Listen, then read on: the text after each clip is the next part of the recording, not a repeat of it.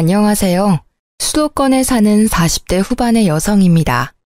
여기에 올라오는 사연들을 들을 때마다 세상에 이런 사람이 정말 있을까 하는 생각을 했어요. 이런 말 하기 부끄럽지만 저의 결혼 생활은 그야말로 꽃길이었거든요. 결혼 당시 시어머니는 이미 돌아가셨고 회사를 운영하는 시아버지 혼자만 있었는데 시아버지가 친딸처럼 잘 대해주셔서 시집살이라고는 전혀 모르고 살았습니다. 게다가 남편은 결혼 초부터 지금까지 가정에 충실했어요. 주변 지인들은 다들 시집 잘 갔다고 부러워했고 그래서인지 여기 사연들을 들으면 옛날 드라마나 이혼 관련 프로그램을 보는 듯한 기분이 들었거든요. 그런데 얼마 전 이런 저에게도 여기에 소개할 만한 엄청난 일이 하나 터졌답니다. 옆에서 모든 걸 지켜보시던 친정엄마가 사연 올려보면 재밌을 거라고 하셔서 용기 내 사연을 보내게 되었어요. 저와 남편은 결혼 직후 신혼집을 구할 때 혼자인 시아버지가 신경 쓰였습니다. 술이나 담배를 하시지 않아서인지 건강하시지만 끼니를 제때 챙겨 드시지 않았거든요. 결혼 전에는 남편이 함께 살며 시아버지 식사를 챙겼는데 결혼 후 나가서 살면 그럴 수 없잖아요.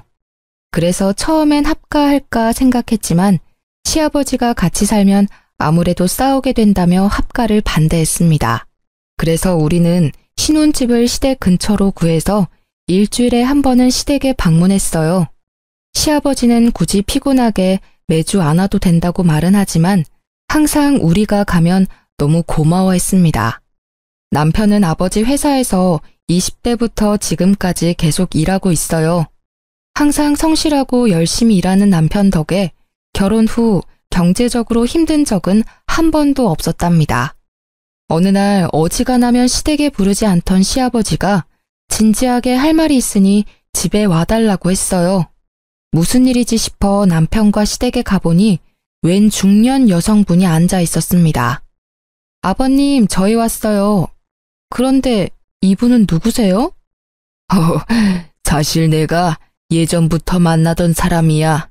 이제부터 나도 다시 가정을 꾸리려고 하는데 너희 생각은 어떠니? 시아버지는 쑥스러워하며 재혼을 하겠다고 말했습니다. 사실 혼자 계신 시아버지가 걱정돼서 노인정 같은 곳에서 친구들도 만나고 여자친구도 사귀라고 농담 삼아 이야기한 적은 있었는데 이렇게 갑자기 결혼한다고 말할 줄은 몰랐습니다.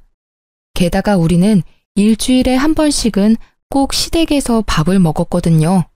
그래서 시아버지가 우리에게 말할 기회도 많았는데 그동안 전혀 내색을 안 하셨습니다.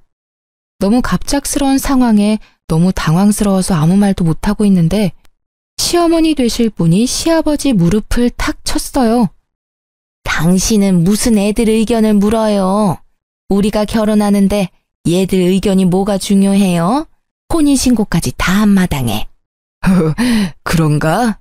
아무튼 이 사람 말대로 혼인신고까지 다 했고 이제 살림도 합치게 됐다. 아버지, 아무리 그래도 결혼이라는 중대사를 아들인 제게 통보하는 건 아닌 듯한데 도대체 언제부터 만나신 거예요? 사실 너희들한테 말은 안 했지만 만난 지 1년은 넘었다. 그동안 내가 노인정 가고 친구 만나러 갔다는 거 다 이 사람 보러 다닌 거였어. 한 번은 아들인 저한테라도 살짝 언지를 주시지 그러셨어요. 매주 집에 찾아왔는데 한 번은 말씀해 주실 수도 있잖아요. 말하려고는 했는데 아무래도 너희들이 신경 쓰일 듯해서 일부러 말 안 했어. 그렇지. 우리가 이 나이에 아기를 가질 것도 아니고 그냥 친구처럼 같이 늙겠다는데 니네가 무슨 상관이야? 그리고 우리가 한두 달 만난 것도 아니고 1년을 넘게 만났다. 서로 알 건 다 알 사이니까 괜한 걱정하지 말고 니들이나 잘 살아. 항상 조심스럽게 말하시던 시아버지와 달리 시어머니는 직설적으로 말했습니다. 게다가 검소하고 수수한 시아버지와 다르게 시어머니는 목걸이에 반지, 팔찌, 귀걸이까지 액세서리가 한가득이었어요. 제가 볼 때 두 분은 외모부터 성격, 옷 입는 스타일까지 하나도 어울리지 않았습니다. 이런 분과 단순한 연애도 아니고 살림까지 합치셨다는 게 이해하기 어려웠어요. 남편 역시 당황스러운 표정을 지었습니다. 사실 저는 아주 당황스럽네요. 아버지의 이런 결정이 이해하기 어렵고요. 하지만 두 분이 이미 혼인신고까지 마쳤다니까 앞으로 싸우지 않고 행복하게 사셨으면 좋겠어요. 역시 우리 아들은 이해해 줄 줄 알았어. 내가 이 사람과 늙은 나이에 싸워서 뭐 하겠니? 나는 평생 친구가 생긴 것 같아 좋단다. 며느리 너도 축하해 주는 거지? 네, 사실 민재 씨처럼 저도 많이 당황스럽긴 하네요. 갑자기 시어머니가 생긴 거잖아요. 그래도 내심 아버지와 평생 함께할 분이 계셨으면 했는데 다행이다 싶어요. 뭐 아버지가 좋으시면 된 거죠. 축하드려요 아버지, 어머니. 그래, 내가 이제부터 시어머니네. 요새 고부 갈등이 심하다지만 이렇게 가족이 되었으니 한번 잘 지내보자. 시어머니는 제게 손을 내밀어 악수를 청했습니다. 억지로 웃음을 지어 보였지만 왠지 앞으로 힘든 날들이 펼쳐질 것 같은 불길한 예감이 들었어요. 다음 날 남편은 출근하고 저는 친정 부모님이 운영하시는 국밥집으로 향했습니다. 친정 부모님이 동네에서 국밥집을 크게 하셔서 남편이 회사에 있는 시간에는 국밥집에서 부모님 일을 돕고 있었거든요. 부모님과 함께 영업 준비를 하며 어제 있었던 일들을 말했습니다. 뭐? 시아버지가 혼인신고를 하셨다고? 나이 들고 혼자 지내는 것보다는 누군가 옆에 같이 있는 게 좋긴 하다만 그래도 너무 갑작스러워서 당황스럽네. 엄마도 그렇지? 게다가 시어머니가 말이 엄청 직설적이야. 안 그래도 시어머니와 며느리는 어려운 사이인데 시어머니는 성격도 세신 분 같아서 너무 걱정돼. 여자한테는 시어머니가 생긴다는 게 부담이긴 하지. 우리 딸 걱정되네. 그래도 우리 딸은 워낙 야무지니까 잘할 거야. 혹시라도 부당한 대우 받으면 무조건 참지 말고 할 말은 다 하고 살아. 안 그러면 너 속병 난다. 알겠지? 참, 그럼 바깥 사돈한테 반찬들 안 가져다 드려도 되니? 시아버지가 엄마 반찬 좋아하셨는데 가져다 드려야 하지 않을까? 당분간은 더 가져다 드리지 뭐. 사실 친정엄마는 매주 수요일마다 시아버지한테 밑반찬을 만들어서 보내드렸습니다. 엄마 손맛이 꽤 좋은 편이거든요. 시아버지는 엄마에게 아주 고마워하시며 반찬을 맛있게 다 드셨습니다. 마침 이날은 수요일이라 여느 때처럼 저녁에 반찬을 챙겨 시댁으로 향했어요. 시댁에 가니 시어머니가 나오셨습니다. 항상 시아버지 혼자 계시던 집에 시어머니가 나오니 정말 어색했어요. 어머니, 안녕하세요. 갑자기 무슨 일이냐? 난 너 부른 적 없는데? 원래 매주 수요일 저녁 때마다 시아버지한테 반찬을 가져다 드렸었거든요. 그래서 가지고 왔어요. 그런데 시아버지는 어디 가셨어요? 집에 계시죠? 잠깐 인사드리고 가려고 하는데. 들어올 필요 없다. 잠깐 앞에 슈퍼 가셨어? 참, 너희 엄마가 사거리에서 국밥집 한댔지? 네, 맞아요. 엄마가 직접 밑반찬을 다 만드셔서 항상 시아버지께도 드리곤 했어요. 그래?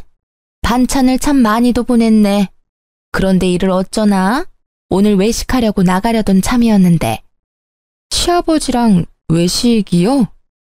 그래, 외식. 뭘 그리 놀라니?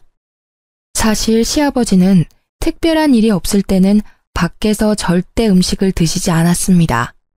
집에 밥이 있는데 왜 굳이 나가서 돈을 쓰냐고 하시며 외식은 이해하지 못하셨어요. 그런 시아버지가 밖에서 외식하신다니 이게 바로 사랑의 힘인가 싶었습니다. 시아버지가 특별한 날 아니면 외식을 하지 않았거든요. 밖에서 왜 굳이 돈 쓰냐면서요. 그랬던 아버지가 특별한 날도 아닌데 외식한다고 하시니 의외라서요. 너가 참 곰 같은 며느리였나 보다. 아무리 시아버지가 그래도 며느리가 알랑방귀 끼어가면서 외식하자고 해야지. 가족끼리 외식하면 기분 전환도 되고 서로 친분도 쌓이고 얼마나 좋아? 얘야, 남자는 여자 하기 나름이야. 여자가 여우짓을 해야 남자들이 지갑도 열리고 밖에도 나가기도 하는 거란다. 알겠니? 내가 인생 선배로서 네 시어미로서 앞으로 많이 가르쳐야겠다. 아무튼 이 반찬들은 네 시아버지한테 잘 전달해주마. 얼른 가봐. 시어머니는 들어오라는 말 한마디 하지 않고 외식하러 나가야 한다는 이유로 쫓아내듯이 보냈습니다. 저 역시 시어머니와 굳이 오랜 시간을 보내고 싶지 않아서 그냥 나왔네요. 며칠 뒤 주말이었습니다. 우리는 주말 중 하루는 시댁에서 밥을 먹었어요. 그날도 어김없이 시댁에서 밥 먹을 준비를 하다가 우연히 음식물 쓰레기통을 보게 되었는데 엄마가 해준 반찬들이 그대로 버려져 있더라고요. 시어머니는 방에서 친구와 통화 중이어서 거실에 있던 시아버지에게 이게 어찌된 일인지 물었습니다. 아버님, 상 다 차렸어요. 그런데 음식물 쓰레기통 보니까 엄마가 해준 반찬들이 있던데 왜 안 드시고 다 버렸어요? 아, 그거 한 입 먹어보니까 다 상했던데 맛이 이상해서 버렸다. 네? 그 반찬들 수요일에 엄마가 만들자마자 가져온 거예요. 상할 리가 없어요. 그냥 그런가 보다 하면 되지 뭘 그렇게 따져대니? 음식이 좀 상했으면 버릴 수도 있는 거지. 괜히 상한 음식 먹었다가 탈라면 병원비가 더 나와. 요새 병원비도 얼마나 비싼데 잔말 말고 밥이나 먹자. 가서 네 시어머니나 불러와. 항상 웃어주시고 한없이 친절하시던 시아버지가 정색하며 퉁명스럽게 말했습니다. 저는 너무 당황스러워 더는 말을 하지 못했어요. 섭섭한 마음을 뒤로하고 시어머니를 부르러 방문을 놓고 했는데 듣지 못했는지 여전히 통화 중이었습니다. 무작정 기다릴 수는 없는 노릇이라 문을 열어보니 시어머니는 문이 열렸는지도 모르고 신나게 통화를 하고 있었어요. 이번에 안 싸더니 반찬을 보냈는데 그 싸구려 국밥집에서 어디 좋은 식재료 쓰겠니? 보나마나 그냥 떠리로 파는 거 아무거나 주워다가 대충 만들었겠지. 그런 거 잘못 먹으면 바로 탈나는 거 알지? 그래서 며느리가 주자마자 바로 음식물 쓰레기통에다가 다 처박아 놨어. 음식물 쓰레기 버리는 것도 일인데 왜 그렇게 사람 귀찮게 하는지 몰라. 요새 누가 그딴 음식 먹는다고. 시골집 개도 그딴 음식 안 먹겠다. 어머니, 지금 무슨 말씀을 하시는 거예요? 어머, 옥자야, 며느리 들어왔다. 나 끊는다. 야, 너는 왜 남의 방에 함부로 막 들어와? 남의 집에서 방에 들어올 때는 노크하는 게 기본적인 예의 아니야? 어디서 며느리가 시어머니 방문을 벌컥벌컥 열어? 저 여러 번 노크했는데 어머니가 못 들으셔서 방문 연 거예요. 그런데 방금 하신 말 뭐예요?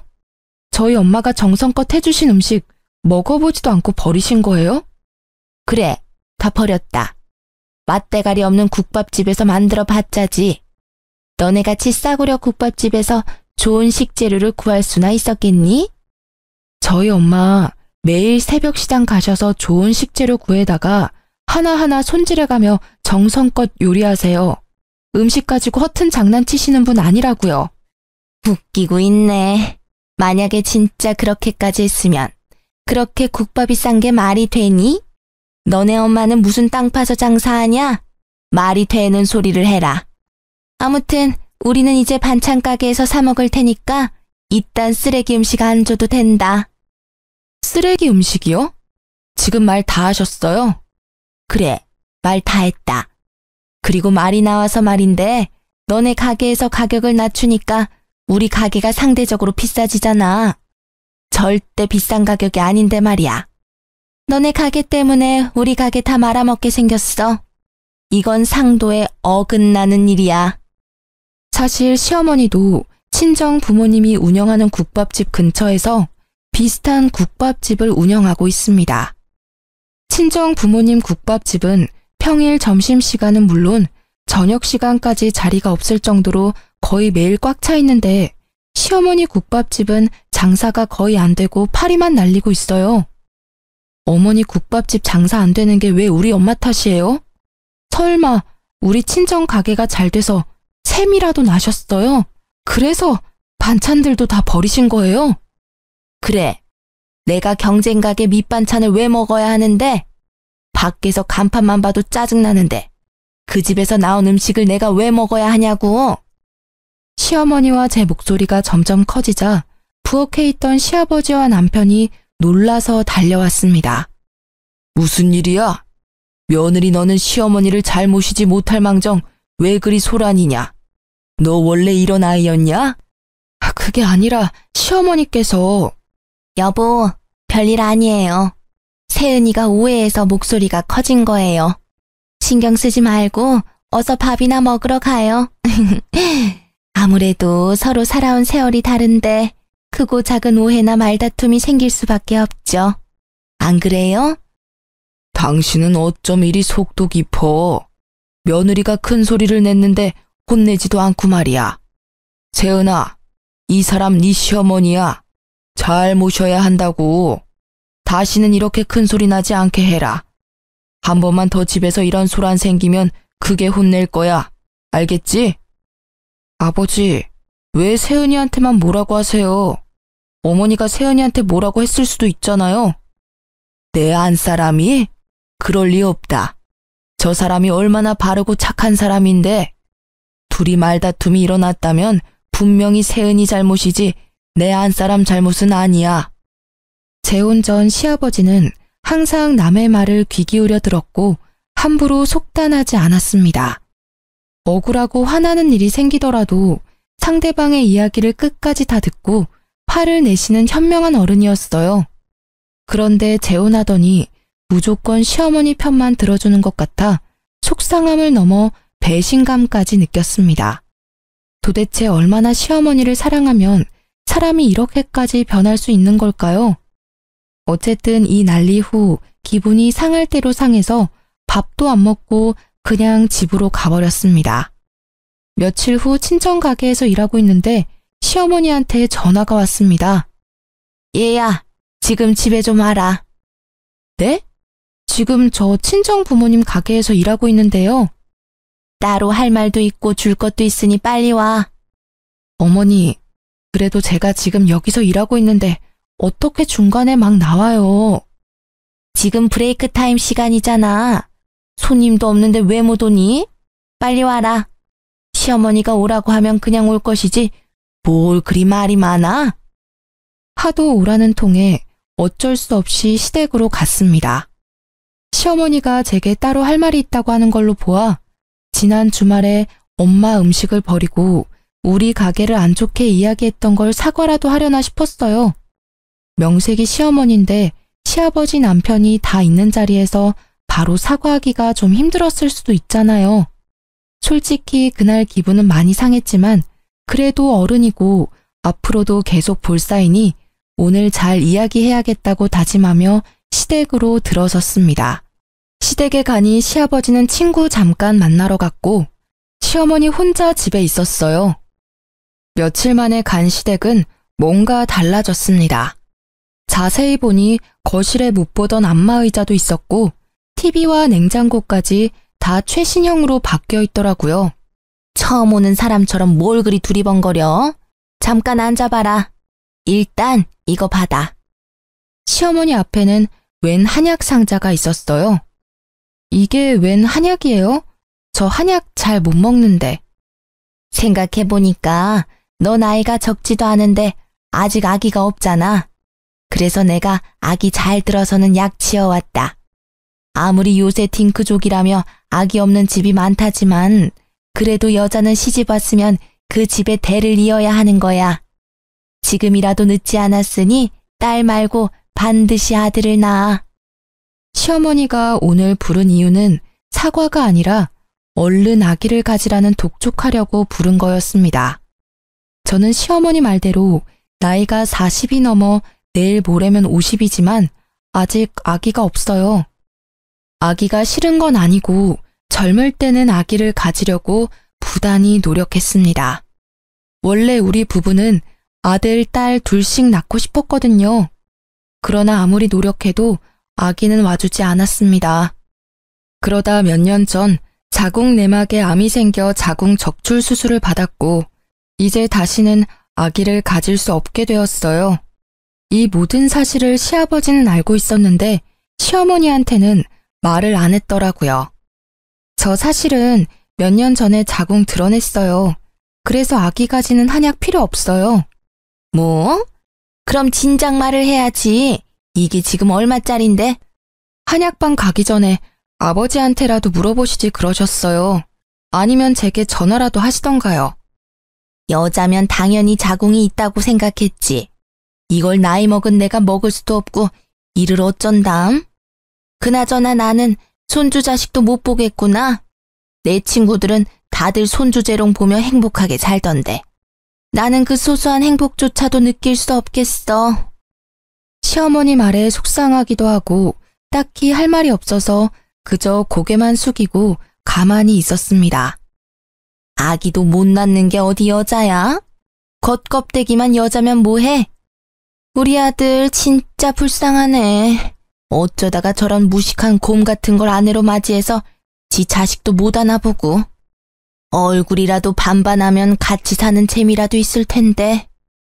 시어머니는 작은 말로 이야기했지만 저는 확실히 들었습니다.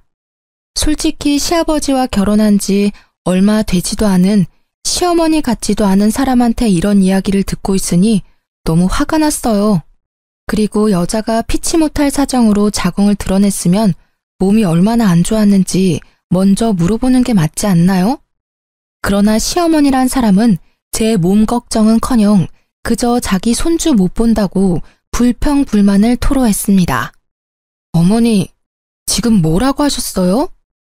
내가 뭐, 나 그냥 혼잣말했다. 혼잣말도 네 허락 받고 해야 하니?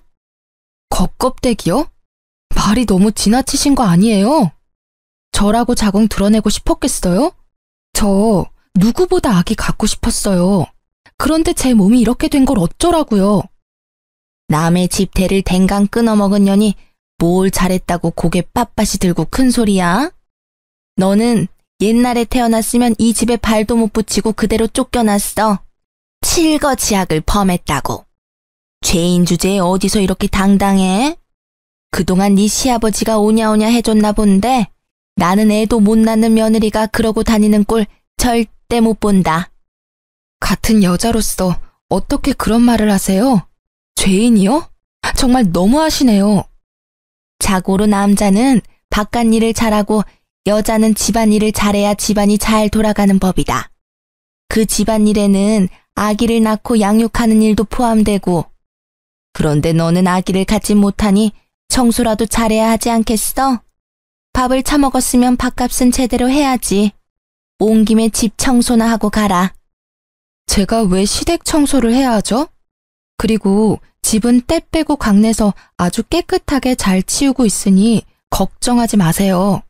민재 씨 신경 하나도 안 쓰이게 집안일 아주 잘하고 있으니까요.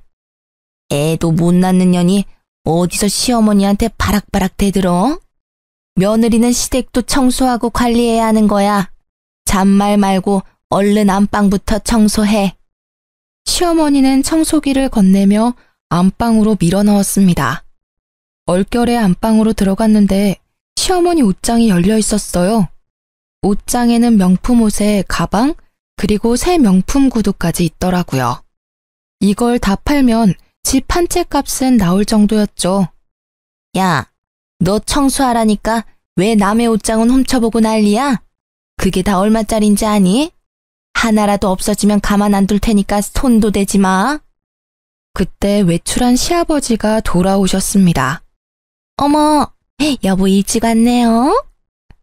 앙칼지던 시어머니 목소리는 시아버지를 보자마자 소울톤의 애교 섞인 목소리로 바뀌었습니다. 또 무슨 일이야? 집이 왜 이렇게 소란스러워? 둘이 싸우는 소리가 밖에까지 다 들려. 세은이 너는 왜 안방에서 청소기를 돌리고 있냐? 여보, 내가 청소기 돌리다가 허리가 너무 아파서 세은이 시켰어요. 며느리인데 좀 시켜도 되죠? 나이든 당신보다 젊은 며느리가 하는 게 더 낫긴 하지. 그런데 둘이 왜 싸웠어? 아버님 오셨어요?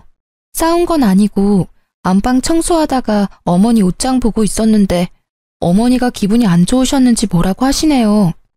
그런데 어머니 명품 옷이며 가방이 정말 많네요? 이거 다 엄청 비쌀 텐데. 너는 청소기 돌리다 말고 왜 안사람 옷장을 훔쳐봤어? 아무리 가족이라도 그건 예의가 아니다. 다신 그러지 말아라. 네, 아버님. 시아버지가 저를 혼내자 시어머니는 옆에서 아주 고소해 죽겠다는 듯한 얄미운 표정을 지었습니다. 여보, 며느리한테 너무 그러지 마요. 쟤도 여잔데 갖고 싶어서 그런 거겠지 뭐. 당신이 나한테 저 많은 명품을 다 사준 건데 얼마나 부럽겠어요. 네? 저 옷이며 가방이며 신발을 아버지가 직접 사주신 거라고요? 그럼 여자는 명품을 들고 다녀야 한다며 아버지가 다 사준 거란다. 아무리 그래도 너무 과한 거 아닌가요? 명품 옷과 가방이 때에 따라 필요하기는 하지만 한두 개면 되잖아요. 야, 네가 뭔데 내 남편이 사주는 걸 뭐라 해? 그렇잖아요. 솔직히 우리 같은 평범한 사람들이 이렇게 명품이 많이 필요한가요? 그 입 못 닥쳐? 애도 못 낳는 년이 어디 시부모한테 함부로 입을 나불거려? 당신은 도대체 그동안 며느리 교육을 어떻게 했길래 애도 못 낳는 년이 이렇게 당당해요? 어머니 사치 부리는 거랑 저 아기 못 갖는 거랑 무슨 상관이에요? 그리고 이게 사치가 아니면 뭔데요? 뭐? 너 말 다 했어? 네가 뭔데 내 남편이 나한테 사주는 걸 뭐라 해? 시어머니는 발끈해서는 제 머리채를 잡았습니다. 아, 제가 뭐 틀린 말 했어요? 왜 머리채를 잡아요? 이 손 놓으세요. 시아버지는 이 상황을 보고서도 말리지 않았습니다. 결국 시어머니를 밀쳐내서 겨우 제 머리카락을 지킬 수 있었네요. 며느리야, 방금 네가 한 말은 선 넘었다.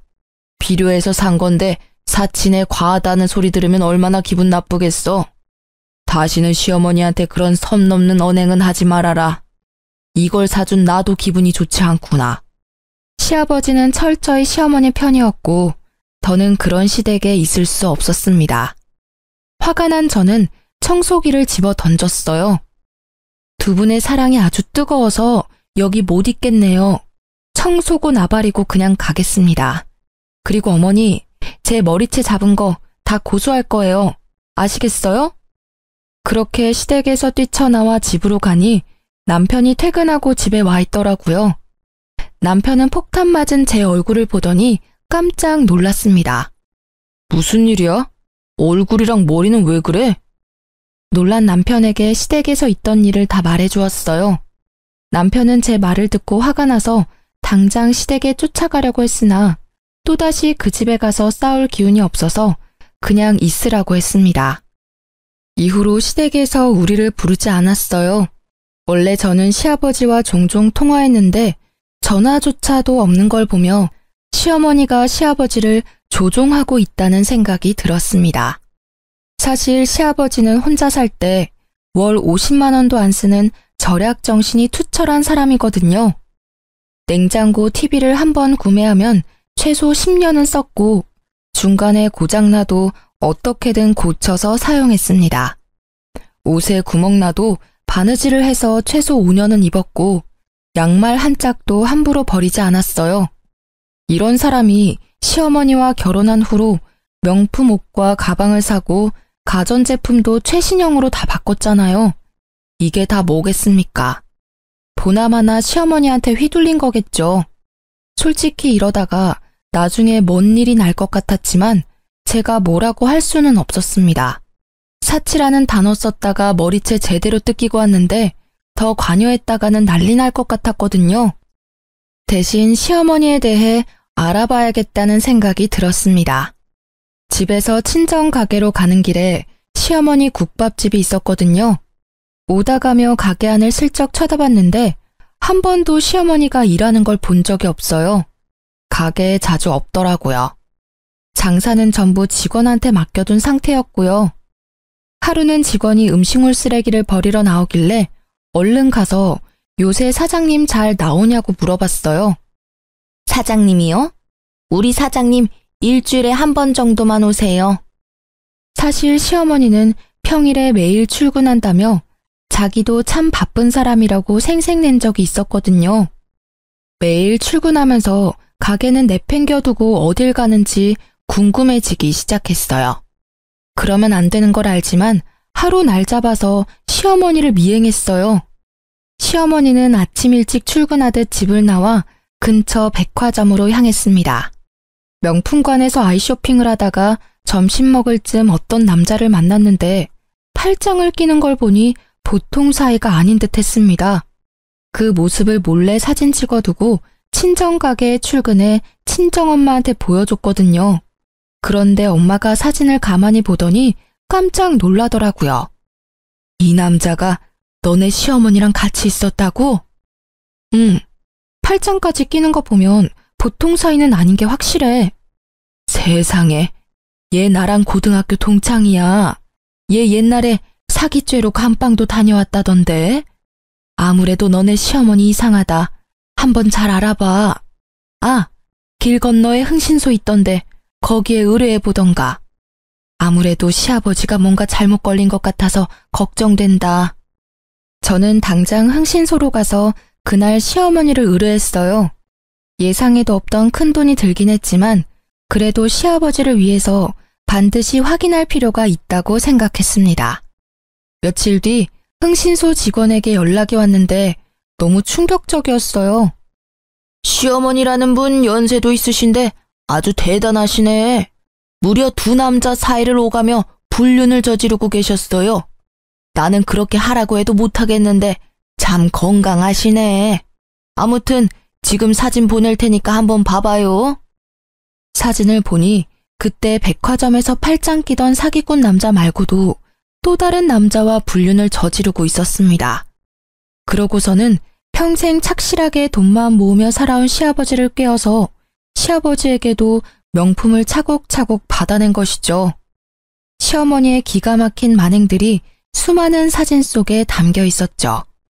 이 카드를 어떻게 써야 될지 고민하고 있는데 때마침 시어머니한테 전화가 왔습니다. 다음 주에 너네 시아버지 생신 아니냐? 네가 며느리인데 며느리가 시아버지 생일상 차려야 하지 않겠어? 네, 그래야죠. 그날 시아버지 생일상 차리러 갈게요.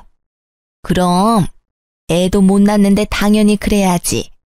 그럼 그날 늦지 않게 와라. 나 우리 집 어지럽혀지는 거 싫으니까 음식은 니네 집에서 만들어 와. 속으로 기회라고 생각했어요. 결과가 어떻게 되던 함께 모인 자리에서 물어볼 수 있으니 말이에요. 시아버지 생신날 미역국에 시아버지가 좋아하시던 잡채와 갈비찜을 만들어 시댁으로 향했습니다. 뭐야, 음식 이거밖에 안 해왔어? 명색이 시아버지 생일인데 저는 기본으로 했어야지. 아버지 전 안 좋아하시잖아요. 그것도 모르셨어요? 세은이 말이 맞아. 저는 기름져서 싫다. 그냥 상이나 얼른 차려. 그동안 시어머니 말만 지지해주던 시아버지가 제 말에 동의해 주었습니다. 시어머니는 약간 서운한 표정을 지으며 상을 차리는데 시어머니 손목에 꽤 비싸 보이는 시계가 있었어요. 어머, 어머니, 그 시계 너무 예쁘네요. 고급스러워 보이는데 누가 사준 거예요? 이거 당연히 네 시아버지가 사줬지. 바로 그때 시아버지가 시어머니의 뺨을 때렸습니다. 당신, 아니 이게 뭐 하는 짓이야? 갑자기 왜 내 뺨을 때려? 뭐? 내가 이 시계를 사줘? 난 너한테 시계는 사준 적이 없는데 이 시계는 어떤 놈이 사줬어? 어떤 놈이라니?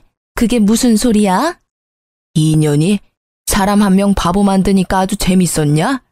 아이고, 내 팔자야. TV에서나 보던 꽃뱀한테 걸려들 줄이야. 네가 쓴 돈 전부 다 받아낼 거야. 네가 사람 아주 잘못 봤어. 시아버지는 시모의 멱살을 잡고 흔들기 시작했어요. 사실 시댁에 오기 전 시아버지에게 흥신소에서 받은 사진들을 모두 다 보내놓고 모든 상황을 말씀드렸습니다. 물론 남편에게도 이미 다 말해놨고요. 명백한 증거가 있지만 시어머니는 여전히 아니라고 발뺌을 했어요. 꽃뱀? 내가 왜 꽃뱀이야? 당신 노망 났어? 어머니, 이래도 모른 척 하실 거예요? 보다 못한 저는 시어머니한테 흥신소에서 받은 사진들을 모조리 다 보여주었습니다. 사진을 하나하나 보더니 핏기가 사라진 얼굴로 주워 담기 시작했습니다.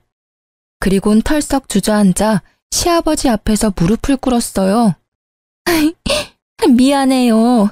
내가 그냥 미쳐서 제정신이 아니었어요. 이제 다시는 안 그럴게요.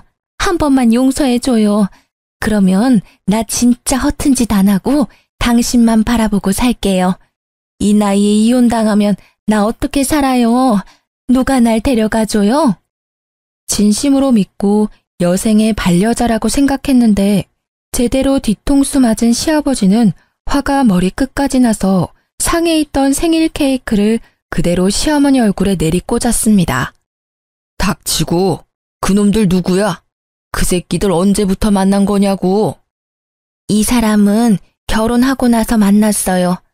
아니, 훤칠하게 생긴 사람이 누나라면서 쫓아오니까 나도 마음이 흔들리잖아요. 뭐? 그럼 이놈한테 가서 살면 되지. 왜 나한테 빌붙어 있는데? 그런데 너무 사정이 딱하더라고요. 그래서 당신이 사다 준 명품들 하나씩 팔아서 돈 주고 그랬어요. 아유, 내가 미안해요. 내가 잘못했어요. 내가 내 돈으로 엉뚱한 놈 먹여 살렸네. 드라마에서나 보던 머저리 호구 같은 등신이 바로 나였어. 그럼 이놈은? 이 사람은 만난 지 얼마 안 됐는데 돈 많다고 해서 몇 번 만나기는 했어요. 그런데 다 거짓말이었어요. 남자 꽃뱀이었어. 참나, 꽃뱀이 꽃뱀한테 물렸네. 더는 못 봐주겠다. 나가. 네? 지금 나가라고요? 귓구멍 막혔어? 나가라고. 이 집 내 집이야. 내 가족이 아닌 사람은 이 집에 있을 자격 없어. 당장 나가. 우리 이혼이야. 못 나가요. 내가 이 집에서 나가서 어떻게 살아요? 한 번만 봐줘요. 나만 사랑한다며. 제 남편까지 합세해서 사기꾼 시무를 현관문 밖으로 내쫓았어요. 시부는 씩씩대며 참지 못한 분노를 잠재우더니 제게 얼굴을 차마 들고 다닐 수 없다고 하셨죠. 며느리한테 못난 모습 보여서 미안하다며 사과했습니다. 며느리 말이 100번 1000번 맞다. 내가 늙어서 노망이 났나 봐. 원래 회사 운영하면서 사람 참 잘 봤는데 어쩜 이렇게 홀딱 속아버렸는지 원. 아무튼 며느리한테는 정말 미안하구나. 내가 너무 큰 상처를 줬어. 진심 어린 사과를 듣는데 왠지 모르게 눈물이 터져 나왔습니다. 평소에 시아버지를 보며 정말 인품 좋으시고 멋진 어른이라고 생각하고 존경했거든요. 저를 막내딸처럼 생각한다며 맛있는 음식이 있으면 아들인 남편이 아닌 저를 먼저 챙겨주던 분이었어요. 이랬던 분이 재혼 후 갑자기 달라지니 당황스럽기도 하고 너무 섭섭했습니다. 우리 며느리 이 못난 시아비 때문에 그동안 마음고생 정말 많았구나. 내가 미안하다. 너무 미안해. 그동안 많이 서운했지? 그러나 시아버지 말 한마디에 쌓이고 쌓인 서운한 감정들이 눈 녹듯 녹아내리며 눈물이 쏟아지더라고요. 그 뒤로 2년이 지났고 저는 여전히 장사가 잘 되는 친정 부모님 국밥집에서 일하고 있었습니다. 한창 바쁜 점심 장사를 마치고 브레이크 시간에 잠시 쉬는데 웬 꾀지지한 여자가 들어오더라고요. 자세히 보니 전 시모였습니다. 어머, 꼴이 이게 뭐예요? 어떻게 된 거예요? 명품들은 다 어디 가고 웬 거지 같은 옷을 입고 오셨대. 세은아, 잘 지냈지? 지나가다 보니까 이 앞에 직원 구한다는 거 보고 들어왔어. 네? 저희 가게에서 일하겠다고요? 왜요? 사실 나 너네 시아버지한테 소송당해서 그동안 썼던 돈 다 갚으려고 국밥집 팔아버렸어. 내 재산들은 그 꽃뱀 놈들한테 다 뜯겨서 찜질방 갈 돈도 없어서 노숙하고 있단다. 그래서 말인데 나 진짜 돈 벌고 싶어. 여기서 일 좀 시켜주면 안 될까? 사정은 딱하지만 일을 어째요? 우리는 직원을 뽑지 꽃뱀을 뽑지는 않거든요. 어머니가 여기서 일하다가 남자를 깨어서 단골 손님들을 데리고 나갈 수도 있고요. 전시모는 화가 잔뜩 나 씩씩거리더니 예전처럼 제 머리채를 잡으려고 하였습니다. 그러나 잽싸게 제가 피한 바람에 결국 잡지 못했고 전시모는 소리를 질렀어요. 오뺀? 너 말 다 했어? 내가 너네 시아버지한테 들킨 이유가 뭔데? 네가 사진 찍어서 보내는 바람에 이렇게 된 거 아니야. 네가 양심이란 게 있으면 책임져야 하지 않겠어? 그건 무슨 논리야? 나는 진짜 사실을 말한 것뿐이야. 당신이 그렇게 잘못을 저질러 놓고 내가 왜 당신 인생을 책임져야 하는데? 뭐? 당신? 야, 내가 너 전 시어머니였어. 어디서 반말이야? 진짜 한 대 맞고 싶어? 전 시모가 제 뺨을 때리려고 손을 들어 올렸고 저는 그 손을 막았습니다. 바로 그때 주방에 있던 친정엄마가 국자를 들고 와선 전 시모의 뒤통수를 후려쳤어요. 이 여편네가 지금 누구 딸을 때리려고 손을 올려? 저기 CCTV 안 보여? 내가 친히 신고해줘? 콩밥 한번 먹어볼래? 전 시모는 친정엄마를 보더니 두 손을 모아 공손히 인사를 했습니다. 여기 사장님 되시죠? 진짜 제가 참 염치가 없는데 한 번만 부탁 좀 합시다. 보시다시피 제가 형편이 어려워서 그런데 진짜 딱 한 번만 여기서 일하게 해주세요. 배도 고프고 갈 데도 없고 잘 곳도 없고 죽을 지경입니다. 사장님도 저 아시죠? 저도 국밥집 경영해봐서 일은 아주 잘합니다. 그래요? 정말 여기서 할 수 있겠어요? 우리 가게는 손님이 아주 많아서 일이 많아요. 거기 직원들 3명 정도 할 일을 혼자 하게 돼도 상관없어요? 시켜만 주시면 뭐든 열심히 할게요. 제가 지금 찬밥 더운 밥 가릴 처지가 아니라서요. 제발 일만 하게 해주세요. 그래요. 그럼 한번 일해봐요. 엄마, 미쳤나 봐. 이 사람을 믿고 일을 시킨다고요? 누군지 몰라서 그래요? 사람 마음 가지며 장난치며 돈이나 뜯어먹던 꽃뱀이었다고요. 야, 너 말 조심 안 해? 이봐, 당신이나 말 조심해. 여기서 일하게 해주는 대신에 우리 딸이랑 말 한마디도 섞지 말아요. 아, 그리고 꽃뱀이라고 했으니 식사하는 손님들에게도 말하지 마요. 그냥 영업 중에는 주방에서 설거지만 하고 브레이크 시간에는 청소나 해요. 알겠어요? 그날 저녁부터 전 시모는 우리 가게에서 설거지와 청소를 하기 시작했습니다. 물론 음식 제조는 전혀 시키지 않았어요. 우리 가게만의 비법을 훔쳐서 자신 이름으로 국밥집을 새로 낼지도 모르잖아요. 언제 뒤통수를 칠지 모르니 설거지, 청소, 음식물 처리 등 허들의 일만 연락에 시켰습니다. 그래도 불안하긴 하더라고요. 하지만 엄마는 사돈 대신 복수라도 해야겠다며 최대한 힘든 일만 골라서 시켰습니다. 최저 시급으로 말이죠. 하루는 브레이크 시간에 저녁 영업 준비를 하고 있는데 전 시모가 엄마 몰래 제 앞에 오더니 자기 등에 파스를 붙여달라고 내밀더라고요. 얼마나 파스 붙여줄 사람이 없으면 나한테 와서 일어나 하는 생각에 마지못해 붙여줬습니다. 아이고, 나이 먹고 이딴 일 하려니까 죽을 맛이야. 그래도 너랑 나랑 시어머니, 며느리로 인연을 맺은 사이인데 너네 엄마한테 잘 말해서 어떻게 일 좀 줄여달라고 하면 안 되겠냐? 말도 안 되는 소리를 짓거리길래 대답할 가치도 못 느꼈죠. 전 시모는 계속 엄마한테 말 좀 잘해달라고 청탁을 하더라고요. 이봐요, 잘리고 싶어요? 우리 딸한테 말 한마디도 섞지 말라고 했죠? 엄마, 이 사람이 너무 힘들어서 죽겠다고 일 좀 줄여달라는데 어떻게 해요? 아, 일을 좀 줄여달라? 그럼 오늘부로 일 그만두세요. 평생 쉬면 되지. 두르고 있는 앞치마 여기 던지고 나가세요. 아이고, 제가 정신이 어떻게 됐나 봐요. 따님한테 말실수를 했네요. 죄송합니다. 음식물 쓰레기통 닦으면 되죠? 전시모는 엄마 말에 꼼짝도 못하고 다시 주방으로 갔습니다. 그 모습을 보니 아주 고소하고 웃기더라고요. 이렇게 이혼 후 인생 최악의 날들을 지내는 전시모와는 달리 시아버지는 인생에서 가장 여유롭고 행복한 나날들을 보내고 있습니다. 최근에 운영하던 회사 대표 자리를 남편에게 물려주고 퇴직하셨거든요. 그 덕에 남편은 사장이 되었고 전보다 더 열심히 일에 몰두하느라 엄청 바쁩니다. 그래서 저도 새벽부터 아침밥 차려주고 점심때 먹을 도시락도 챙겨주느라 정신없네요.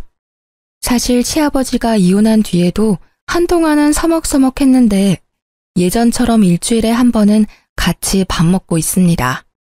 그리고 한 달에 한 번은 비싼 음식점에서 맛있는 음식을 사주신답니다. 메뉴는 온전히 제가 선택하고요. 처음에는 너무 부담스러워서 제가 메뉴를 고르지 못하자 인당 20만 원이나 되는 비싼 뷔페를 데리고 가셨습니다. 너무 부담스럽다고 하니 시아버지가 제게 이런 말을 하셨어요. 너가 그때 그 사진을 보내주지 않았으면 나는 여전히 그 꽃뱀한테 올려서 내 돈 다 바치면서 살았을 거다.